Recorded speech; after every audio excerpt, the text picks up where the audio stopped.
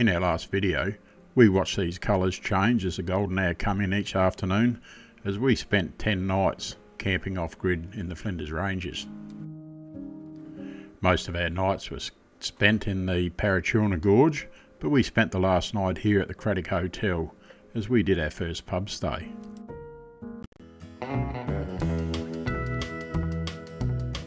I'm Mick and this is Sally. Together we've been caravanning Australia since the 1980s, and more recently we started to put the videos together just to show you some of what we see out there. There's a lot to see in Australia and we hope you enjoy what we have here to show you. You can follow us on our trips via the following social media platforms. If you like the following video, please subscribe to our YouTube channel. Coming up in this video, we spend 2 nights in the small country town of Aias, and then we go on to Peterborough, where we visit Steamtown.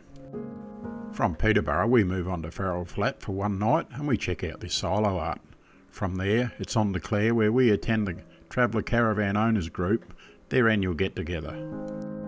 While in Clare we have a look at these model trains at Melrose Park, and then we take a ride out to Martindale Hall and check out the fabulous hall there. While back at Clare we visit this very colourful heritage garden setting, and then we go to Parham Campground, where we spend our last 2 nights of our trip. It was a very short and pleasant drive for us today, with only 80 kilometres to go from where we were camped at the Craddock Hotel until we arrived at the Car Caravan Park.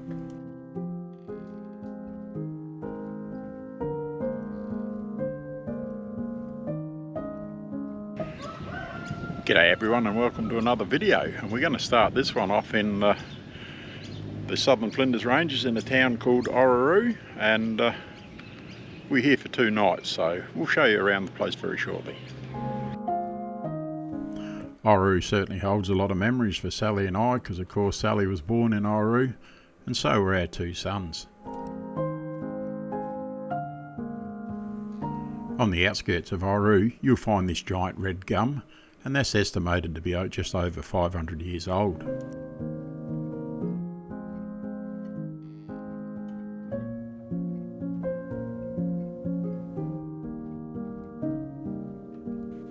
This giant gum tree measures approximately 10.4 metres around the trunk, and as you can see with Sally standing here, that's a very large tree. Not very far from the old gum tree is this railway bridge that forms part of the old Ghan railway line.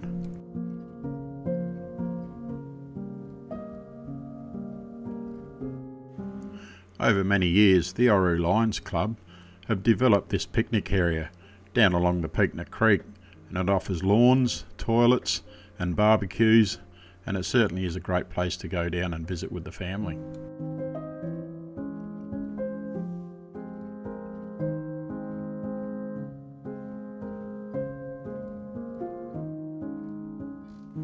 It certainly has been set up well with its lawns, its barbecues and picnic tables, and there is a small undercover area as well. For our 2 nights that we were staying in Aias, we set ourselves up in the Car Caravan Park.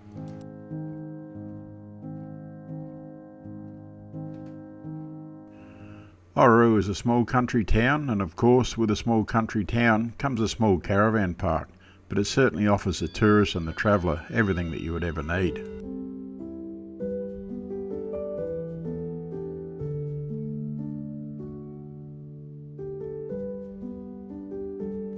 During our time here at the caravan park, we noticed that the travelling public would come in for 1 night and then they would move on the next morning. There weren't too many people that would stay for any length of time here, but it certainly has everything that you would want. Campers have got a bit of lawn, and should they want lawn to set tents up on.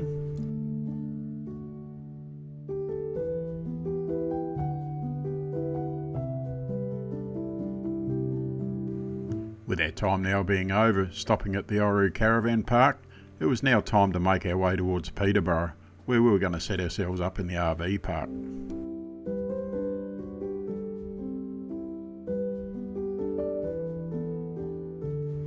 As we headed south along the RM Williams Way, it wasn't very long down that road, and we did a left-hand turn and went out the Petersburg Road, and that took us on through to Peterborough.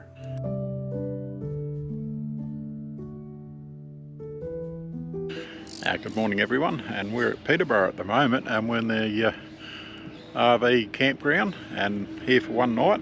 And the main reason that we've come down here is to have a look at Steamtown later on today. I'll go across and have a look at the workshops. Sally's not really interested in that side of it. And then tonight we're going to go over and have a look at the light show. So something we've been wanting to do for some time, and hopefully we can get a bit of footage of that, but not sure whether we can use cameras or not, so time will tell on that one, and we'll catch you over there. The RV park that we were set up in Peterborough wasn't very far away from the Steamtown Heritage Rail Centre, and that made it an easy walk for me to go down and attend the guided tour of Steamtown during the afternoon. The guided tours start at 9 AM in the morning, and they run continuously through to 3 PM in the afternoon, and they work along the line that when you want to go and commence your tour, you join the tour group at the point where they're up to, and then once you've done the full circuit and come back to where you actually started from, that completes your tour for the day. With the way that the tours worked, the tour group numbers were reasonably small, and that made it very easy to communicate with the tour guide. Many years ago, Steamtown used to run the steam train up through to Oru and Eurelia in some cases, and here's some old Super 8 movie footage that we captured when we used to live in Oru, when the steam train would come up, and he'd come up to the old bridge here, drop the passengers off and reverse back, and that gave everyone a photo opportunity to take photos with the steam train running across the bridge as it is now, under full steam, plenty of smoke coming out, great for photograph, and even better for movies.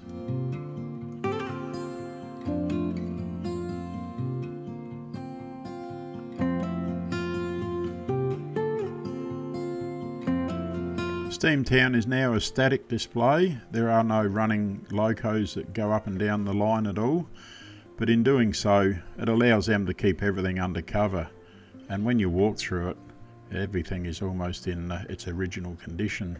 Very well looked after, and there's no signs of wear and tear on the machinery at all.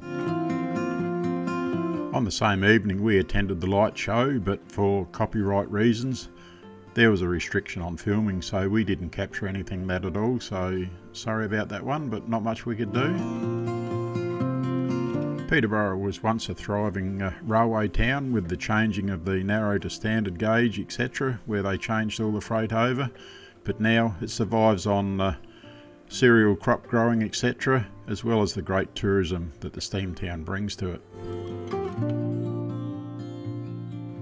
The RV park that we stopped at in Peterborough is very large. It's open, it's flat, and there's not much there. Of course there's bins, and there are no water facilities, no power facilities, and of course no showers and toilets, so you must be self-sufficient to stay there, but it serves a purpose and it's a very good location to camp at.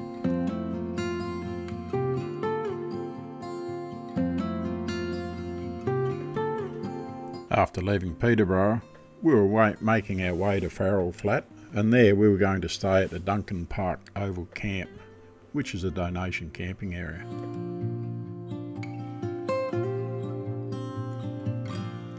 With the weather in Australia around the September-October period, which is when we were travelling now, it certainly makes for some nice days, and we were enjoying those days as we made our way along the highway.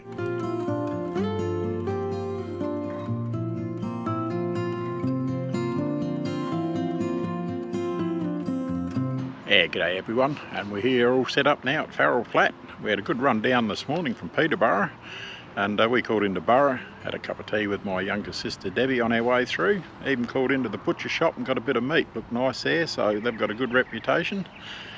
If ever you're going through Borough, check the butcher out there. We're here for one night, and then we move on to Clare tomorrow. As you enter the area, you drive past a playground area, and that's got barbecues and picnic tables, and as well as that there's public toilets and a dump point that you can use for the caravan. While there, we took advantage of the water hookup that the camping area does offer to the patrons that use the campsite. My sister Debbie from Borough had an appointment in Clare on the day that we were here, and as she was driving past Farrell Flat to get to Clare, she dropped off the little dog called Poppy with us, and we babysat the dog while she had her appointment in Clare. It's a bit of a go-getter, this dog, full of energy, and it just wanted to play all the time that it was with us. Very nice little dog. Still only a young pup, but just did not stop. It wanted to go all the time.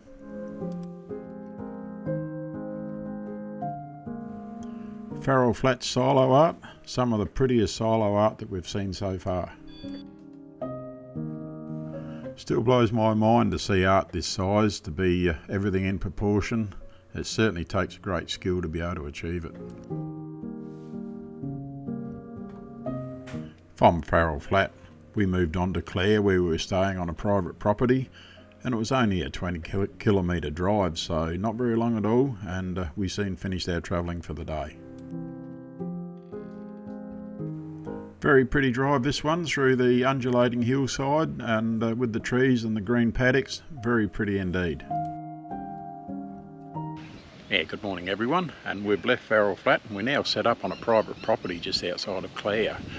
And we do thank the owners of the property. They've given us the opportunity to camp out here, being as we're unable to get into the Clare Caravan Park, but that's just the way things roll, so a real big thank you to these kind-hearted people. We've come to Clare because it's a Traveller Owners group, Caravan Owners group.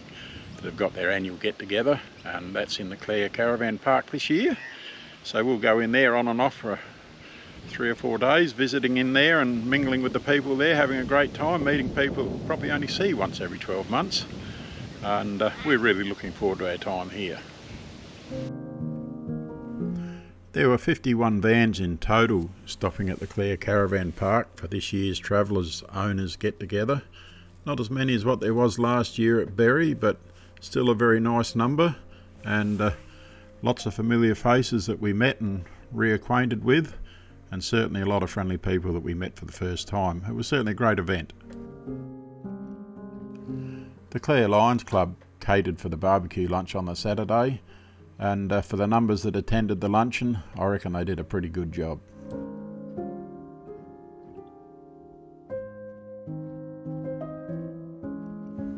As we walked around the caravan park, as one would expect, traveller caravans everywhere.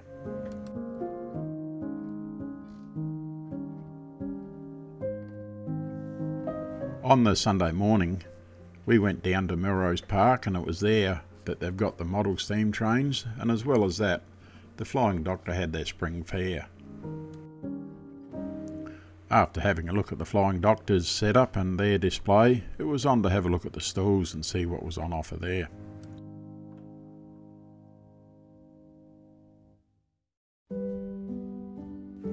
The model steam trains were all out of their storage shed here. Some were running, some were being prepared to run, and they had the perfect day for it.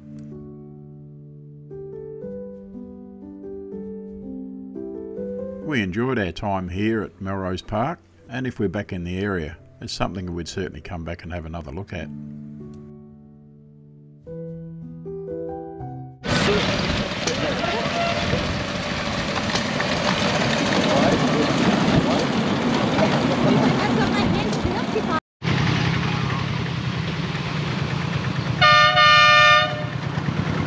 The cost of a train ride here wasn't very dear at all, you know, only a few dollars, something like that, but I'll put a link in the video description below for here, and if you want to consider coming to the area to have a train ride, all the prices will be shown there.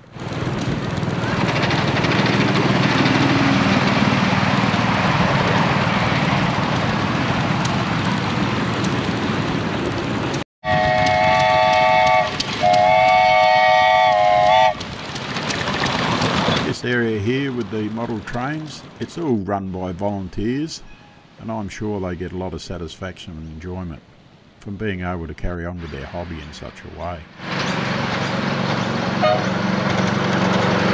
There certainly was a variety of train models running up and down the lines, and they just ran continuously non-stop.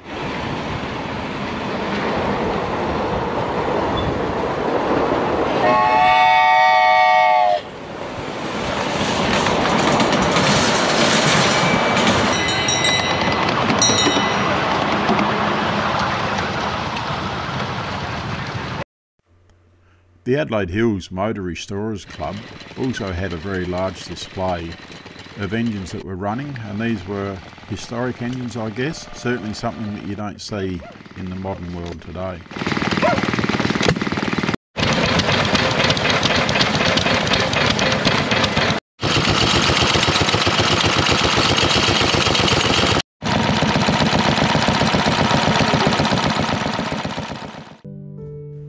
We took a short drive out to Mintaro, and it's there that you find this magnificent building that they call Martindale's Hall. Martindale Hall is heritage listed, and it was constructed in the years 1879 to 1880.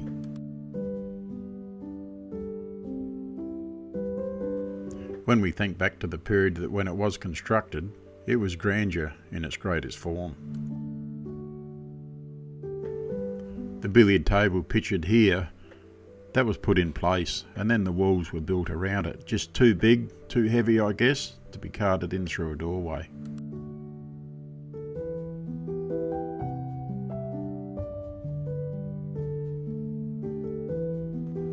The building is open every day to visit, with the exception of each Tuesday, Good Friday, Christmas Day, Boxing Day and New Year's Day. They don't open on those particular days.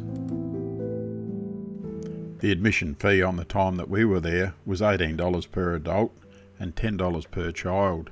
Now these may change as time progresses, so I'll leave a link in the video description below, and you can check the opening times and the cost of entry should anything change during the meantime.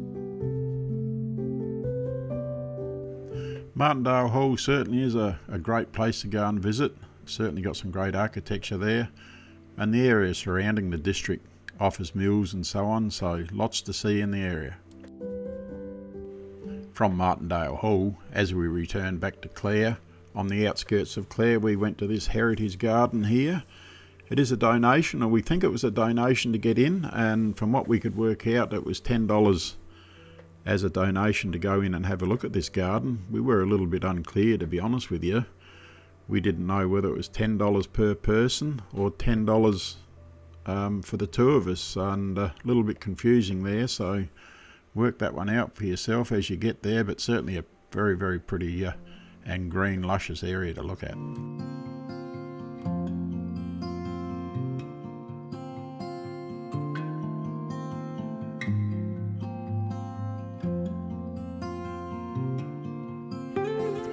The garden setting covers a very large area, and we enjoyed our time walking around there. Blue skies and no wind, it was just beautiful.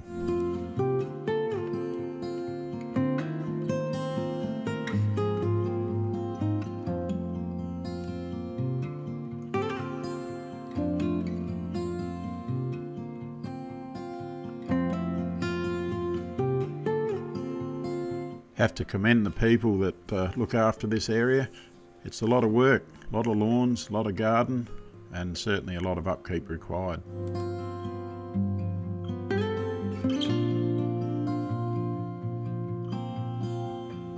With our time soon disappearing at Clare, we're on our way to Parham for our last 2 nights, but once again we must say thank you to Brian and Heather for allowing us to camp at Clare on their property.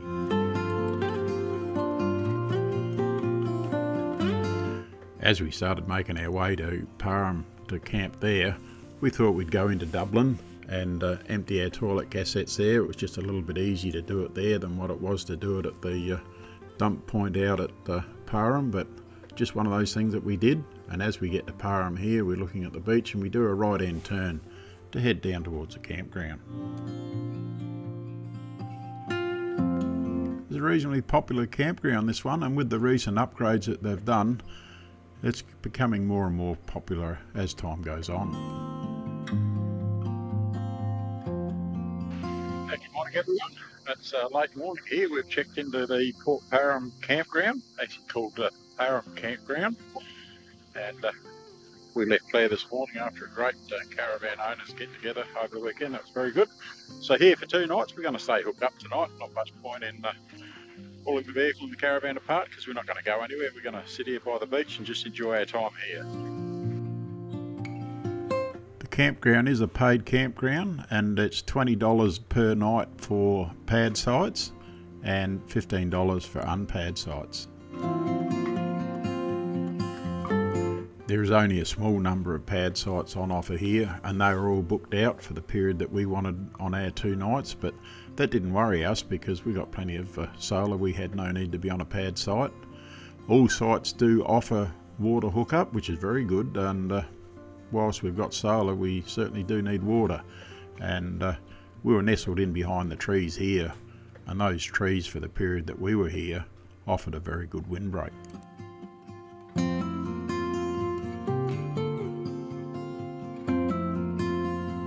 The campground has only just recently gone through a major upgrade, and with that upgrade came the water hookup and the pad sites.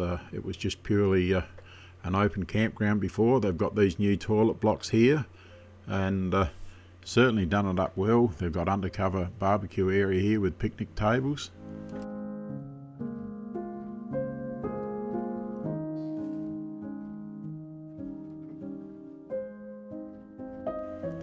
The water goes out a long way here on the beach, but when the water is up, certainly a nice beach to look at. A lot of seaweed at the moment, but that's just the time of the year. During the summer months, I think most of that will be gone. And mentioning the summer months, we come back in the early new year, and we're going to spend some time here, and we'll see if we can get some blue swimmer crabs at the same time. It's always nice to see a setting sun going down over the water.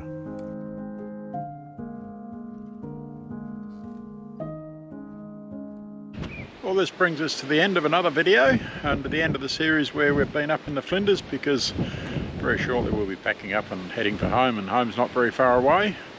We're going to have a bit of a quiet session now between now and the New Year period, with videos going up on the channel. We won't be going anywhere, and then it's pretty well full on next year for the first 3 or 4 months. So until that time goes up, when those videos go up, you take care and look after yourself. If you like the video that you just watched, give us a thumbs up, and if you want to see more of our videos, click on the subscribe button, and once you've done that, change the bell notification to all. That way every time that we do uploads to our YouTube channel, you'll be notified.